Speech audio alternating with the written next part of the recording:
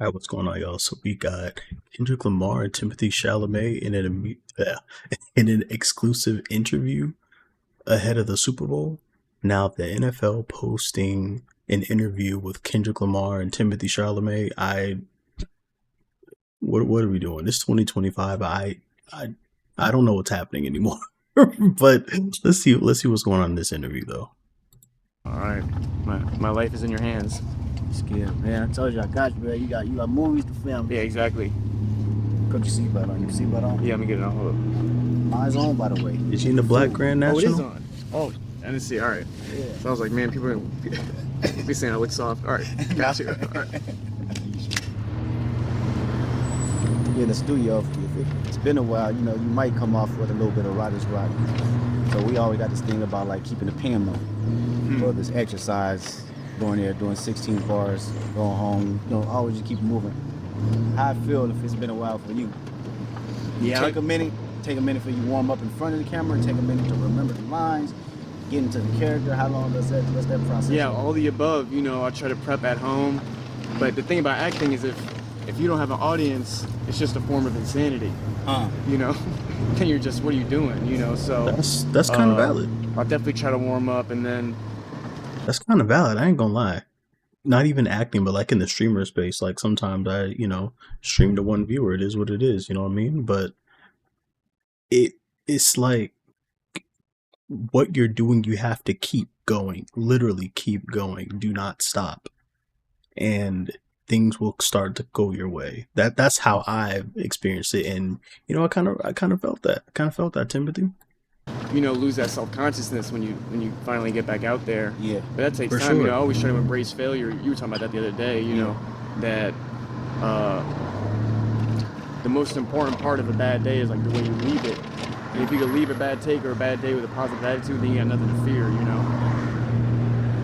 I think that's probably one of the biggest misconceptions about me as an artist.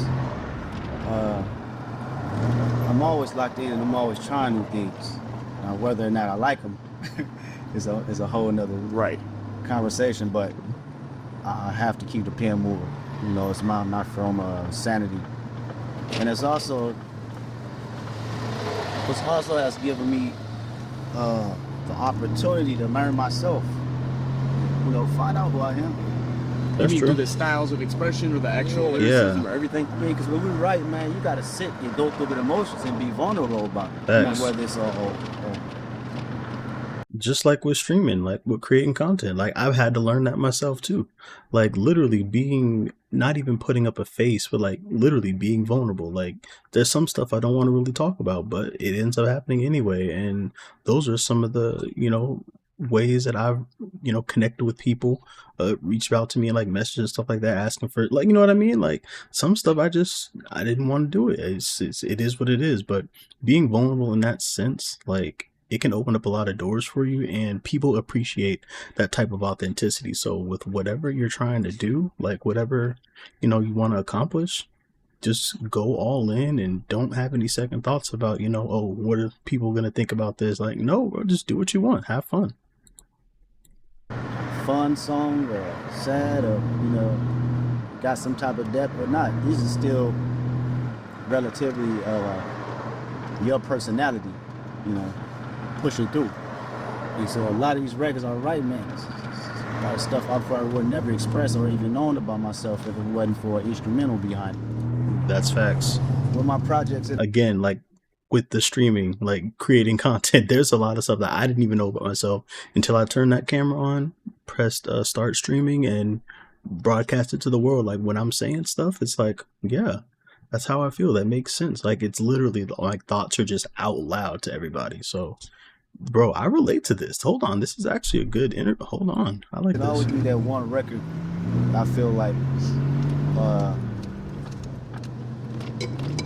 that I want everyone to hear. You know what I'm saying? For sure. In order to push the narrative or just the message and the tone that I want to get across. For sure. I can have so many other records that have different narratives and tones, like reflection, right? To preserve a space for that one that I want everyone to hear, that's what Interesting. pushes me. Yeah. Man. That's why I like The Man at the Garden and even the fact that it's at the top of the record. Yeah, that's how it felt like to me. You know, also just being a fan of your music forever and knowing like, look at where you're at now, man. Like it's this crazy Super Bowl halftime show.